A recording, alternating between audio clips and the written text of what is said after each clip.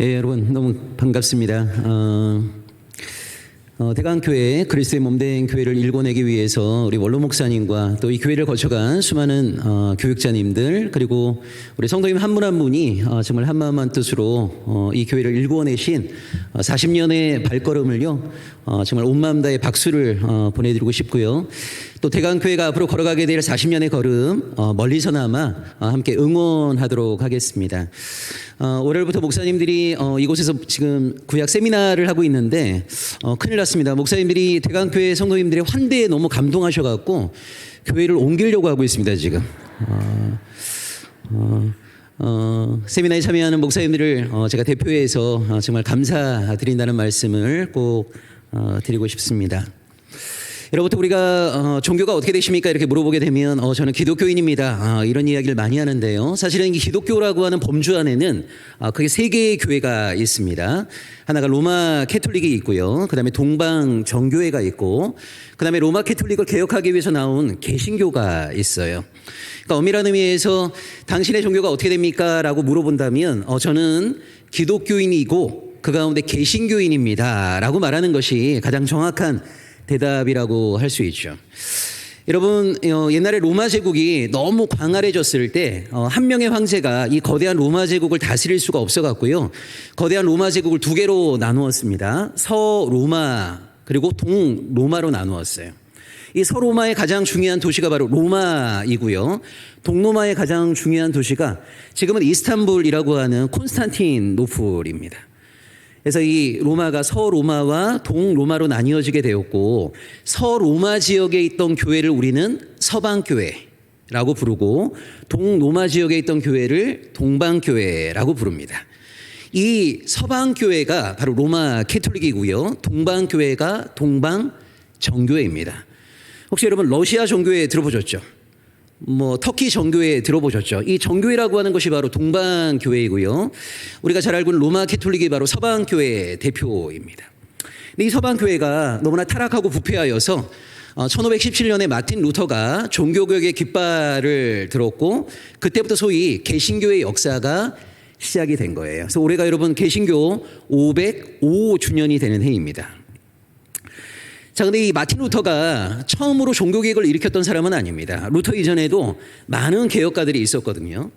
그 개혁가들의 수고와 헌신과 순교의 피 위에서 이 마틴 루터의 종교개혁 운동이 성공할 수 있었습니다.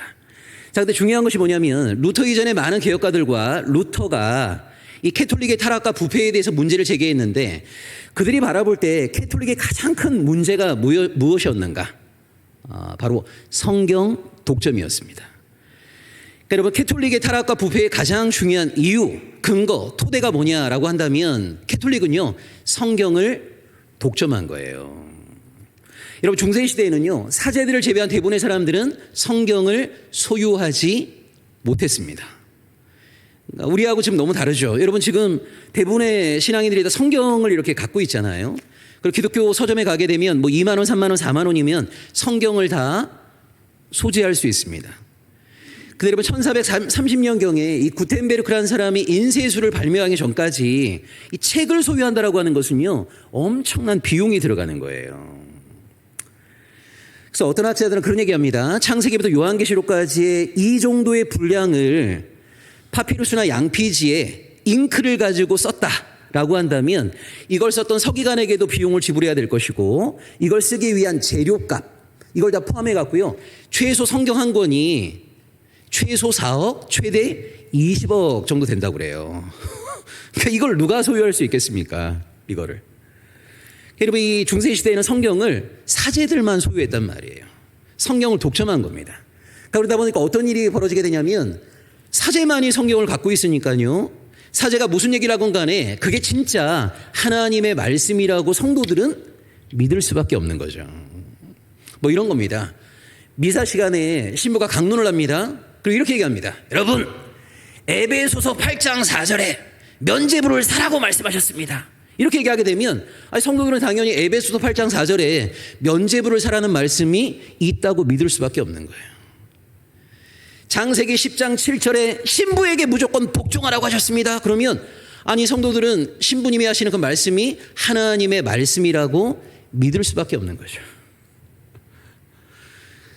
여러분, 이 중세시대 캐톨릭의 타락의 가장 중요한 이유는 성경 독점. 그러니까 성경을 독점했다는 말은 하나님의 뜻을 독점한 거예요. 그러니까 성도들을 우매화시키는 거죠. 신부들의 입만 쳐다보게 만드는 것이고 신부의 말이 곧 하나님의 말씀인 것처럼 믿게 만든 겁니다. 여러분, 중세시대 유일한 성경이요, 라틴어로 기록된 벌게이트라는 성경이거든요. 자, 여러분 보세요. 요즘 목사님들이 주일날마다 설교를 이렇게 하십니다. 여러분, 요즘 목사님들의 설교라고 하는 것은 어떤 본문을 정해놓고 나서 그 본문의 의미가 어떤 것인가를 설명도 해주고, 그 다음에 이 말씀 따라 우리가 살아갈 수 있도록 예화도 이렇게 가미가 된, 이걸 우리가 보통 여러분 설교라고 하잖아요. 근데 원래 유대교에서 설교라고 하는 것은 뭐냐면 성경을 그대로 읽어주는 게 설교였습니다. 그러니까 왜 그러냐면 그 당시에는 일반 유대인들은요, 성경을 소지할 수 없었던 거예요. 너무나 고가였기 때문에 성경을 소지할 수 없었고, 그 다음에 글을 아는 사람들이 별로 없었기 때문에 성경을 내가 본다 하더라도 읽을 수가 없었던 겁니다. 그래서 여러분, 안식일날 회당에 가면 랍비가 성경을 읽어주는 거예요. 성경을 읽어주면 안식일날 랍비가 읽어주는 말씀을 듣는 것이 내가 일주일의 삶 속에서 유일하게 접할 수 있는 말씀과의 만남이에요. 그래서 여러분, 유대인들은 옛날부터 뭐가 발달한 거죠? 암송 문화가 발달한 겁니다. 그러니까 랍비가 읽어주는 말씀을 외우려고 한 거예요. 이걸 한 주간의 삶 속에서 계속 되뇌어야만이 말씀과 함께 동행할 수가 있는 거예요. 그래서 여러분, 로마서 10장 17절에 보면 믿음은 어디에서 난다고 되어 있습니까? 믿음은 들음에서 나는 거예요. 그 이유가 뭐냐면 옛날 사람들에게 성경은 보는 책이 아니라 듣는 책인 겁니다.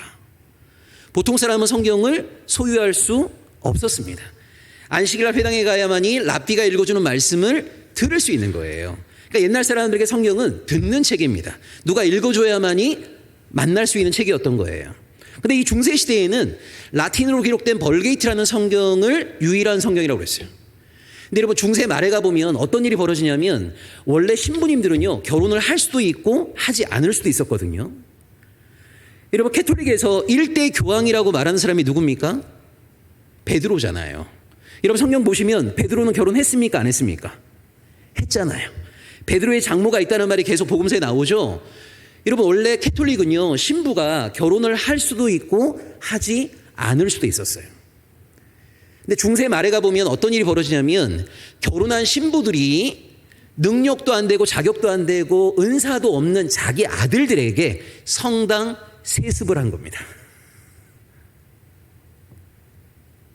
근데 여러분, 그 아들들 중에는요, 라틴어를 모르는 사람들도 굉장히 많았어요. 그럼 한번 생각해 보세요. 라틴어로 기록되어 있는 벌게이트가 유일한 성경인데 신부조차도 라틴어를 몰라요. 무슨 얘기예요? 신부조차도 말씀을 읽지 않아요. 근데 하나님의 말씀도 읽지 않는 신부가 매 주일마다 미사 시간에 강론을 하는 거거든요. 어떤 일이 벌어졌겠습니까? 그러니까 하나님의 말씀과 아무런 상관이 없는 이야기들을 신부들이 계속 선포하고 있는 것이고, 성도들은 신부가 하는 그 말이 곧 하나님의 말씀이라고 믿을 수밖에 없는, 여러분, 이런 교회가 건강한 교회가 될 수 없는 거죠. 그래서 이 중세 로마 캐톨릭의 타락과 부패에 맞서서 많은 개혁가들이 이 캐톨릭을 변화시켜내기 위해서 가장 중요하게 역점을 두었던 것이 뭐냐면 사람들이 읽을 수 있는 언어로 성경을 번역하는 거였습니다. 그래서 위클리프, 후스, 이런 사람들이 읽을 수 있는 언어로 성경을 번역한 거예요. 자, 여기에 대해서 로마 캐톨릭은 뭐라고 했냐면 사람들이 읽을 수 있는 언어로 성경을 번역한 사람들을 이단으로 정죄했습니다. 그리고 그들을 죽여버렸습니다. 그러니까 여러분, 중세시대에는요, 신부만이 성경을 소지할 수 있는 거예요. 일반 사람들로 하여금 말씀을 읽게 하는 것은 도저히 용납될 수 없는 이단의 행위였어요. 여러분, 루터도 종교개혁 운동을 일으키자마자 제일 먼저 한 게 뭡니까? 사람들이 읽을 수 있도록 성경을 독일어로 번역한 거예요. 그러니까 이제는요, 자기 언어로 되어 있는 성경을 사람들이 소유하게 되었고, 이제는 신부들이 무슨 얘기를 하게 되면 성경을 펼쳐보면서 신부님이 하시는 말씀이 정말 성경에 있는가를 성도들이 확인하기 시작한 겁니다. 그래서 여러분, 루터, 깔뱅, 스빙글리, 멜랑이톤, 부처, 많은 개혁가들이 나오고 나서 16세기 유럽은요, 신부에게 의지하는 사람들은 여전히 캐톨릭에 머물게 되었고 자기 눈으로 말씀을 읽고자 하는 사람들은 개신교인이 된 겁니다. 여러분, 캐톨릭과 개신교의 가장 중요한 차이는 뭐냐면 하나님의 말씀을 나의 눈으로 읽고 그 말씀에 따라서 인생의 한 걸음 한 걸음을 내딛겠다라고 다짐하고 결단한 사람들이 개신교인이 되는 거예요. 그러니까 개신교의 가장 중요한 특징은 뭐냐면 말씀 사랑인 겁니다. 말씀 사랑. 싫어. 나는 한 주간 내내 말씀과 상관없이 살아가다가 주일날 예배 드릴 때 신부나 목사가 하는 말만 들을 거야 라고 하는 사람들은요, 캐톨릭에 머물러 있었어요. 근데 그렇지 아니하고 일상의 삶 속에서 나의 눈으로 하나님의 영의 양식을 섭취하고 싶다. 하나님의 말씀을 만나고 싶다. 그 말씀 따라 인생의 한 걸음 한 걸음을 내딛고 싶다라고 하는 사람들이 개신교인이 된 겁니다. 그렇게 개신교가 탄생한 지 505년이 되었어요. 여러분, 너무나 감사하게도 우리 한국교회는 처음부터 정말 말씀을 사랑한 교회입니다. 여러분, 세계 모든 나라의 선교 역사와 비교했을 때 한국교회만 가지고 있는 놀라운 특징이 몇 가지가 있거든요. 그게 뭐냐면 우리 한국교회는 선교사님이 입국하기 전에 세례받은 사람들이 이미 100여 명-가량 있었습니다. 그 선교사님이 입국하기 전에 한글로 성경이 번역되어 있었습니다. 그 선교사님이 들어오시기 전에 세례받은 신자들에 의해서 자생적인 교회가 탄생한 곳이 바로 대한민국 교회입니다.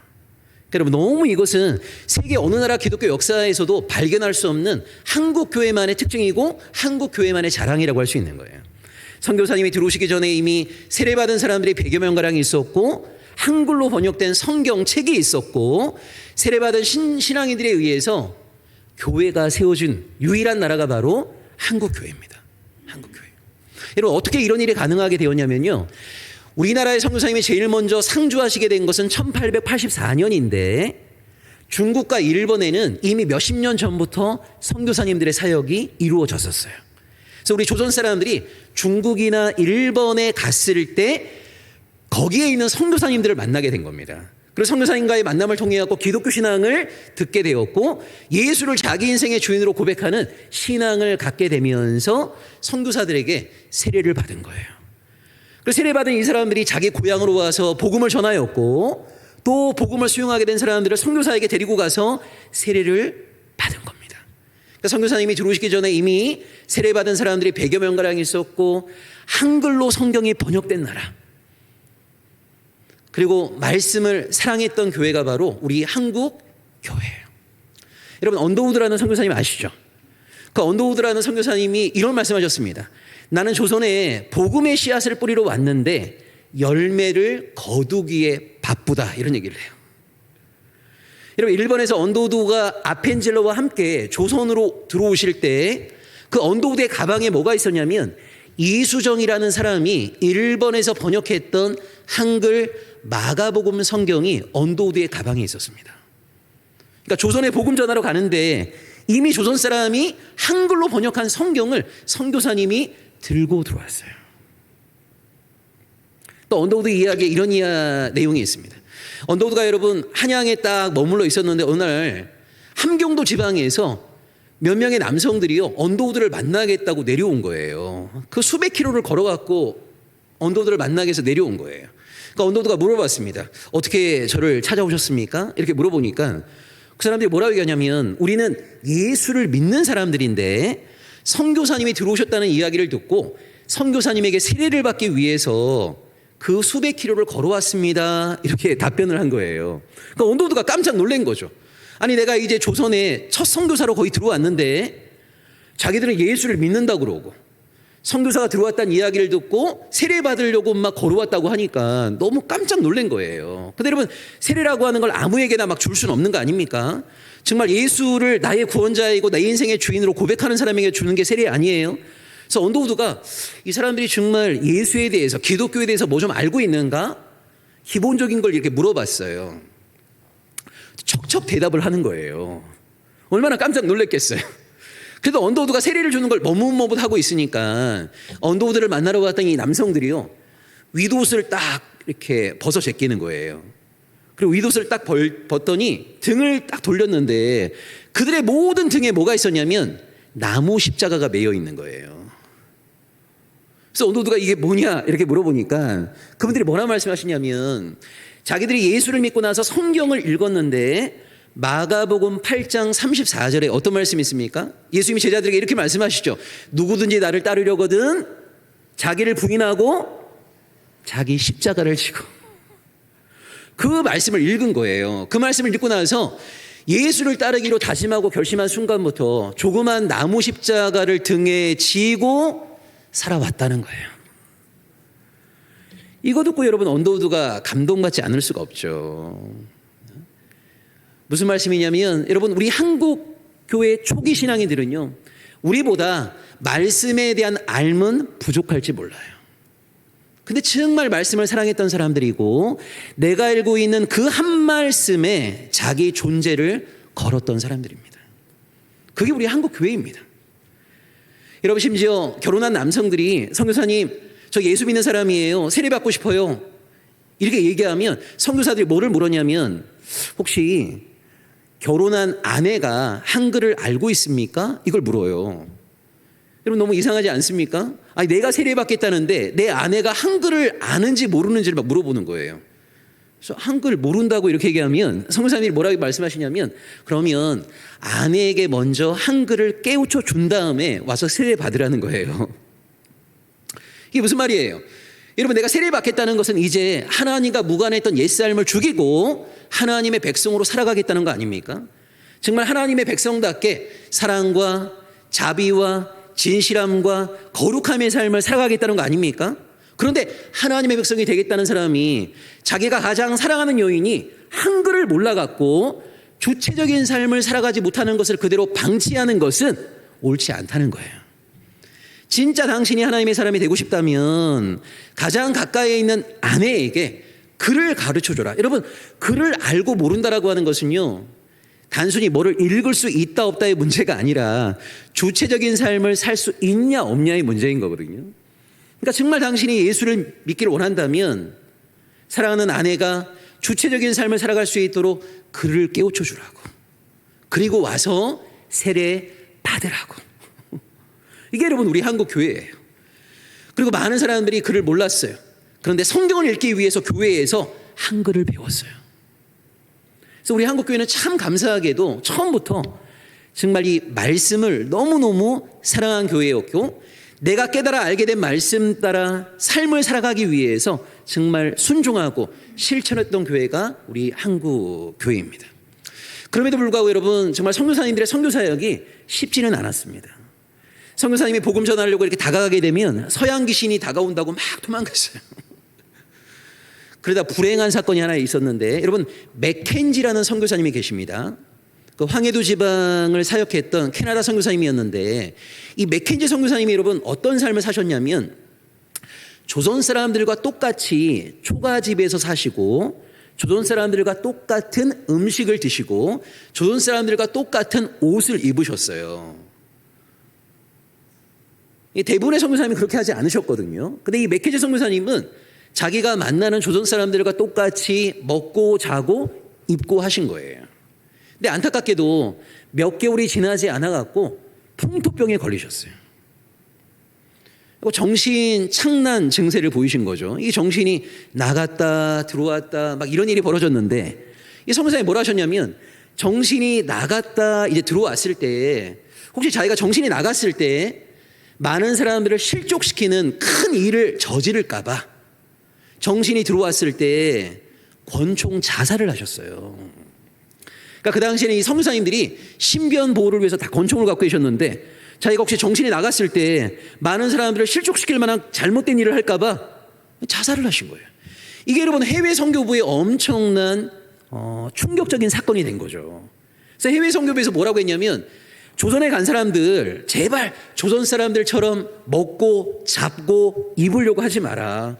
아니 그동안 전혀 다른 문화권에서 수십 년을 살았던 사람이 갑자기 여러분 이 변화된 삶을 살려고 하다 보면 이게 제대로 적응이 되겠습니까?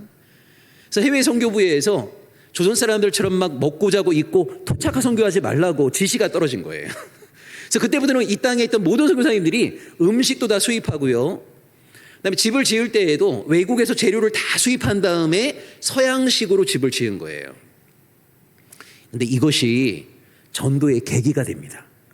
어떻게 전도의 계기가 되냐면 선교사님들이 여러분 언덕배기 위에다가 이제 2층짜리 양옥집을 이제 대부분 다 지으신 거예요. 여러분 우리 조선 사람들의 중요한 특징이 뭐죠? 우리 조선 사람들의 특징이 뭐냐면 호기심을 못 참습니다.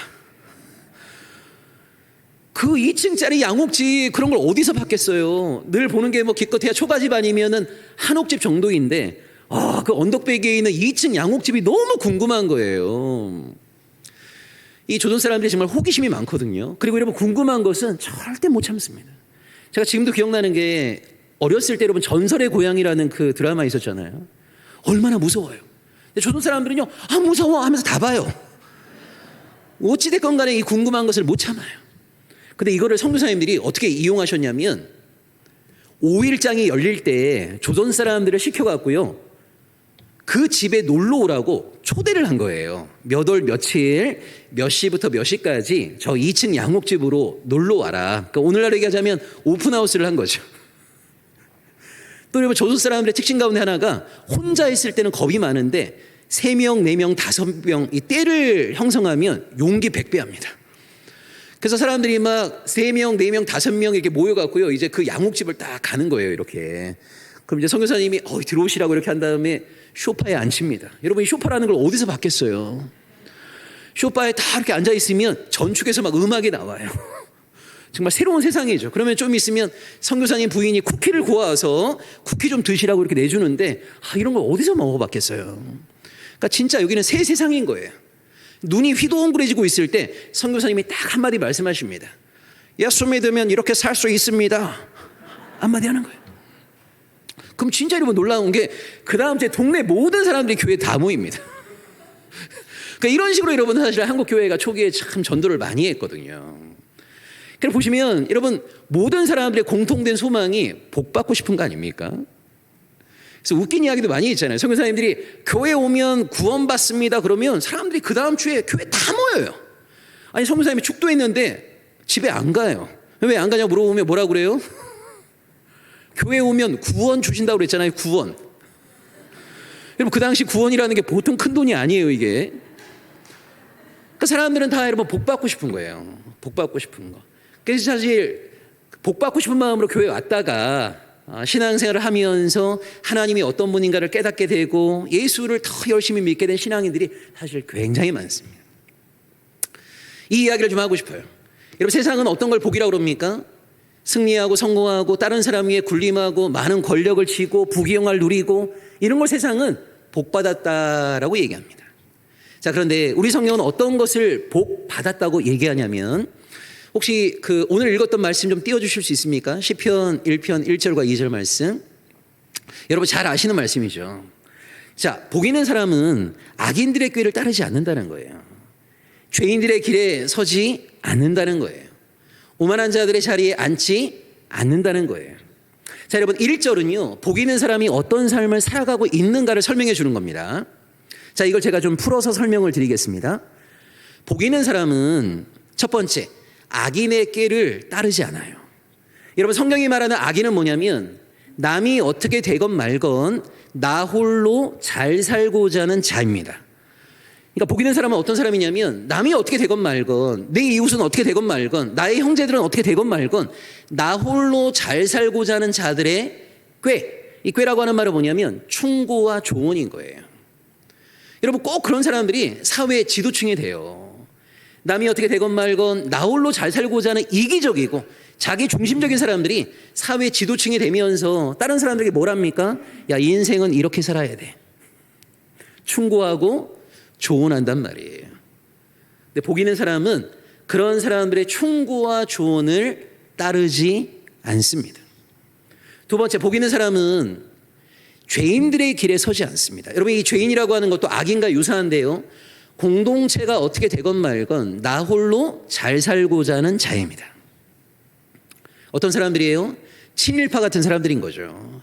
민족이 망하건 말건 조선의 국권이 찬탈되건 말건 나 홀로 잘 살고자 하는 자들인 거예요. 이런 사람들이 죄인입니다. 복 있는 사람은 그런 죄인들의 길에 서지 않아요. 여러분, 이 길이라고 하는 것은 뭐냐면 그들의 생활 양식, 그들이 살아내고 있는 삶의 문화를 말하는 겁니다. 그러니까 복 있는 사람은 공동체가 어떻게 되건 말건 나 홀로 잘 살고자 하는 그런 사람들이 살아내고 있는 삶의 양식과 문화에 동화되지 않는단 말이에요. 그리고 복 있는 사람은 오만한 자의 자리에 앉지 않습니다. 여기 오만하다는 말은 뭐냐면 하나님의 말씀과 하나님 나라의 가치를 비웃고 조롱한다는 거예요. 자, 우리 하나님은 우리가 어떤 존재가 되기를 원하십니까? 진실한 존재가 되기를 원하세요. 정직한 존재가 되기를 원하세요. 나보다 연약하고 힘없는 존재에게 한없이 자비로운 존재가 되기를 원하세요. 거룩한 삶을 살아가길 원하세요. 근데 오만한 사람들은 뭐라고 하냐면 거룩이 밥 먹여줘? 진실이 밥 먹여줘? 정직이 밥 먹여줘? 라고 하면서 이 하나님 나라의 가치를 비웃고 조롱한단 말이에요. 복 있는 사람은 그런 오만한 자들과 친구 맺지 않는다는 거예요. 이게 여러분 1절입니다. 그러니까 1절은 복 있는 사람이 어떤 삶을 살아가고 있는가를 설명해 주는 거예요. 2절은 우리 한글 성경에는 여러분 나오지 않는데 2절의 앞부분에 왜냐하면이 있습니다. 그러니까 2절은 복 있는 사람이 그런 삶을 살아갈 수 있는 이유를 설명해 주고 있는 거예요. 왜냐하면 복 있는 사람은 악인과 죄인과 오만한 자가 건네는 음성을 듣는 것보다 하나님의 음성을 듣는 것을 더 즐거워하고 주야로 하나님의 뜻이 무엇인가를 묵상하는 자이기 때문입니다. 이게 2절입니다. 그러니까 1절은 복 있는 사람이 어떤 삶을 살아가고 있는가를 설명하는 것이고 2절은 복 있는 자가 그런 삶을 살아갈 수 있는 이유를 설명해 주고 있는 거죠. 여러분, 결국 온전한 신앙의 길을 걸어가기 위해서는 누구의 음성의 길을 열어놓을 것인가, 어떤 이야기를 경청할 것인가라고 하는 것이 정말 중요한 거예요. 근데 복 있는 사람은 악인과 죄인과 오만한 자가 우리에게 건네는 음성을 듣는 걸 즐거워하지 않습니다. 그들이 건네는 음성에는 길을 철저하게 닫아요. 누구의 음성의 길을 엽니까? 누구의 음성을 경청합니까? 하나님의 말씀을 경청한단 말이에요. 그리고 주야로. 여러분, 이 주야라고 하는 것은 이중적인 의미가 있습니다. 하나는 물리적인 낮과 밤이라는 의미가 있고요. 또 하나는 질적인 맥락에서 우리 인생에 주야가 있는 거예요. 여기 인생의 주라고 하는 것은 뭐냐면 내가 원하는 모든 것들이 순탄하게 이루어지는 때. 여러분, 옛날 가수가 불렀던 그 유행가 가사의 근거에 보면 쨍하고 해뜰 날. 이게 우리 인생의 주인 거죠. 가족들 모두 건강하고 남편의 사업도 너무너무 잘 되고 자녀들도 너무너무 순종적이고 내가 원하는 모든 것들이 술술 잘 풀리는 이게 우리 인생의 주입니다. 근데 여러분, 우리가 아무리 하나님을 믿는다 하더라도 우리 인생의 반은요, 야를 통과할 수밖에 없는 거예요. 자, 인생의 야라고 하는 것은 뭡니까? 내 인생에 먹구름이 들이우는 때인 거죠. 어두운 터널을 힘겹게 통과해야 될 때인 거죠. 마치 하나님이 나를 이제는 버리신 것 같은, 나에게는 어떠한 사랑과 돌보심도 행하지 않으신 것 같은, 그것이 우리 인생의 어둠이에요. 갑자기 사랑하는 가족이 큰 병에 걸리기도 하고 남편의 사업이 힘들어지기도 하고 너무나 순종적이었던 자녀가 어느 순간부터 부모의 등을 돌리기도 하고 나랑 너무 친했던 친구들이 자기네끼리 모여갖고 나에 대해서 막 뒷담화를 까기도 하고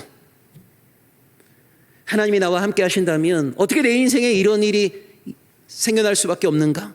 정말 고민되고 의심되고 회의가 되는 그런 것이 우리 인생의 야입니다. 여러분, 주야라는 말은 뭐냐면 인생이 잘 풀릴 때나 그렇지 않을 때나 상황에 지배받지 않고 이런 말이죠. 상황에 지배받지 않고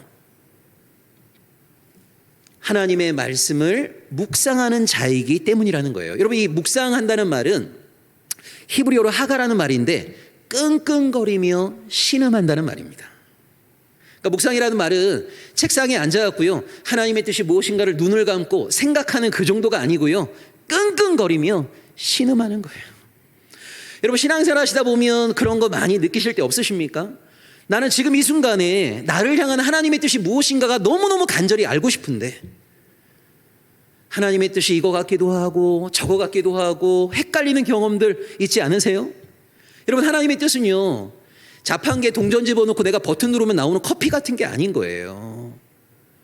우리는 인생의 중요한 순간순간마다 하나님의 뜻에 대한 간절한 목마름이 있는데 우리는 그 하나님의 뜻을 알아내기 위해서 때로는 끙끙거리며 신음해야 될 때가 있단 말이에요.